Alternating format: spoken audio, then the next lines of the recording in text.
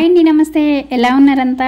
అందరూ బాగున్నారా? నేనైతే చాలా బాగున్నాను. మీరందరూ కూడా చాలా బాగుండాలని కోరుకుంటున్నాను. ఇవన్నీ కూడా ఈరోజు మా గార్డెన్లో పూసిన పూలు. ఏంటో నేను ఒక పూల పిచ్చిదాన్ని. ఇవన్నీ తెంచడం కన్నా చెట్ల మీద ఉంటే అలా చూస్తూ ఉంటానన్నమాట. ఈరోజు వీడియో వచ్చేసి థంబ్నెయిల్ చూసారు కదా, దాని గురించి మాట్లాడదాం. దానికంటే ముందుగా మొన్న పెట్టిన వీడియోకి అయితే చాలా మంచి రెస్పాన్స్ వచ్చిందండి.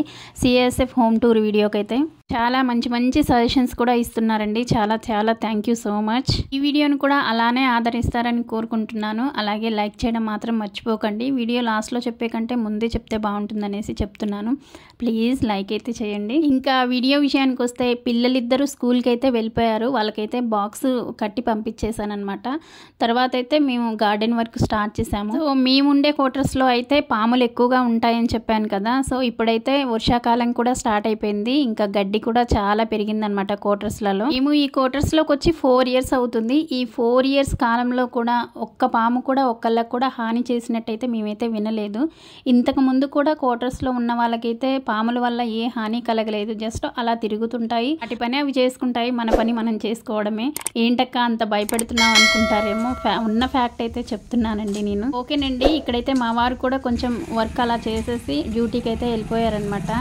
అసలు మెయిన్ పర్పస్ ఏంటంటే ఈ వర్షాకాలంలో పాములు అయితే ఎక్కువగా వస్తాయి కాబట్టి బాగా క్వార్టర్స్లో అయితే గడ్డి ఉంటుంది కదా. గవర్నమెంట్ క్వార్టర్లో అంటే క్వార్టర్ ముందు అలాగే క్వార్టర్ సరౌండింగ్స్లో ఉన్న గడ్డి అలాగే చెత్త చెదారం ఉంటుంది కదా, అదంతా నీట్గా క్లీన్గా ఉంచాలనేసి క్వార్టర్స్ మేడం అయితే స్ట్రిక్ట్గా ఆర్డర్స్ పాస్ చేశారు. ఒక రోజు అయితే బెటాలియన్ మొత్తం తిరుక్కుంటా అనౌన్స్మెంట్ అయితే ఇచ్చారనమాట. క్వార్టర్ అయితే నీట్గా ఉంచాలి, సర్ప్రైజ్ చెకింగ్ అయితే ఉంటుంది అనేసి. సో అందుకనేసి అందరు క్వార్టర్స్లో కూడా గార్డెన్ వర్క్ అయితే స్టార్ట్ చేశారు. ఆ క్వార్టర్స్లో గార్డెన్ అలాగే సరౌండింగ్స్ అయితే ఎప్పుడు నీట్గానే ఉంటుంది. ఎందుకంటే మాకైతే సచ్చేంత భయం పాములంటే. మేమైతే ఈ క్వార్టర్కి వచ్చిన కొత్తలో అయితే ఒక పెద్ద పామే మా క్వార్టర్లోకి అయితే వచ్చిందనమాట. అదైతే 1/2 hour వరకు సతాయించిందండి. ఆ భయం అయితే ఎప్పుడూ ఉంటుందన్నమాట. సో అందుకనేసి క్వార్టర్స్ అయితే ఎప్పుడు నీట్గా ఉంచుకుంటాము. మా క్వార్టర్ ఏంటంటే మెయిన్ రాస్తాలో ఉంటుంది. అంటే మా క్వార్టర్ వెనకాలే క్యాంటీన్ ఉంటుందన్నమాట. దాంట్లో వెల్ఫేర్ మీటింగ్స్ అవన్నీ జరుగుతుంటాయి కదా, అక్కడికి పెద్ద మేడమ్స్ అంటే ర్యాంక్ చెప్పొచ్చో లేదో నాకైతే తెలియదు, అందుకే పెద్ద మేడం అనేసి మెన్షన్ చేస్తున్నాను.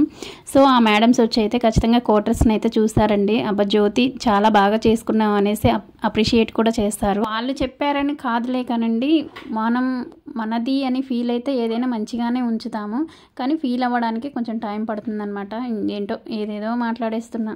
ఓకేనండి, ఒక సిస్టర్ అయితే కామెంట్లో అడిగారనమాట, మీ హస్బెండ్కి ఏ ఇయర్లో జాబ్ వచ్చింది అనేసి. ఆల్రెడీ కామెంట్లోనే తనకి రిప్లై అయితే ఇచ్చాను. మా హస్బెండ్కి అయితే 2013 బ్యాచ్ అనమాట. మాతో పాటు వచ్చిన వాళ్ళందరికీ కూడా పోస్టింగ్లు అయితే వచ్చేసాయండి, మాకొక్కరికి తప్ప. మేము చేసిన చిన్న మిస్టేక్ వల్ల మేమైతే ఇక్కడే ఉండిపోవాల్సి వచ్చింది. ఇంకొక 1 year వరకు మాకైతే పోస్టింగ్ రాదు అని క్లియర్ అయిపోయిందనమాట. మేము చేసిన ఆ చిన్న మిస్టేక్ ఏందో ఒక వీడియో షేర్ చేద్దాం అనుకుంటున్నాను. మీలో ఎంతమందికి ఆ వీడియో కావాలో కామెంట్ సెక్షన్లో ఎస్ అని కామెంట్ చేయండి. ఎక్కువ మంది కామెంట్ చేస్తే ఖచ్చితంగా తొందరగా వీడియో చేయడానికి అయితే ట్రై చేస్తాను. ఓకేనండి, ఇంకా గార్డెన్ వర్క్ అంతా అయిపోయేసరికి నాకు మ్యాక్సిమం 2 hours పట్టింది. ఇంకా లంచ్ టైం కూడా అవుతుంది కాబట్టి ఫాస్ట్గా వెజిటేబుల్స్ కూడా ఏం లేవన్నమాట ఇంట్లోకి. ఇంకా అందుకే గార్డెన్లో బచ్చల కూర ఉంటేనే కొంచెం తీసుకొచ్చి బచ్చల కూర పప్పు అయితే వేశాను. ఈ బచ్చల కూర పప్పు ఎలా చేశానంటే, కొంచెం పప్పు తీసుకొని దాన్ని శుభ్రంగా వాష్ చేసుకున్న తర్వాత దాంట్లో కొంచెం బచ్చల కూర, ఆనియన్, టమాటా, పచ్చిమిర్చి, ఉప్పు, ఇక పసుపు, దాంట్లోకి సరిపడా వాటర్ పోసుకొని పప్పునైతే మెత్తగా ఉడికించుకున్నాను. తర్వాత దానికైతే పోపు పెట్టేసుకున్నాను అనమాట. ఇంకా ఫుడ్ని అయితే వేస్ట్ చేయడం నాకు అస్సలు ఇష్టం ఉండదండి. అందుకనేసి కొంచెం పెరుగు అయితే ఎక్స్ట్రా చాలా ఉందన్నమాట, దాన్ని పడేయడం ఇష్టం లేక మజ్జిగ చారు అయితే చేశాను. మా ఇంట్లో అందరు కూడా చాలా ఇష్టంగా తింటారనమాట. దీంట్లో అయితే పచ్చి ఉల్లిపాయలు ఎక్కువగా వేసేస్తాను. అలా తింటున్నప్పుడు అయితే కొంచెం పంట కింద తగులుతూ ఉంటాయన్నమాట. చాలా బాగుంటుంది ఇదైతే. ఈ మజ్జిగ చారు ఎలా చేశానంటే చాలామందికి తెలిసే ఉంటుంది, తెలిసిన వాళ్ళైతే స్కిప్ చేయండి, తెలియని వాళ్ళ కోసం మాత్రమే చెప్తున్నాను.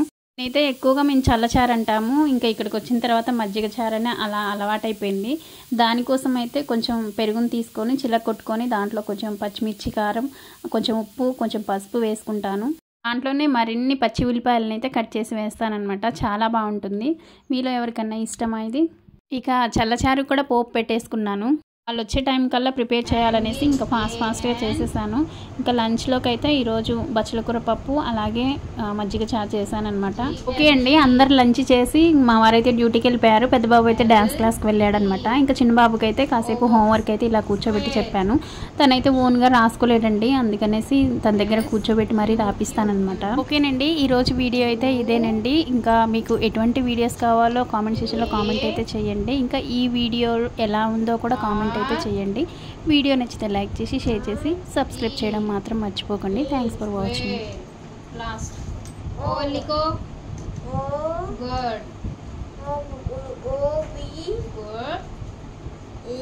ఈ కాదు ఏ ఓవల్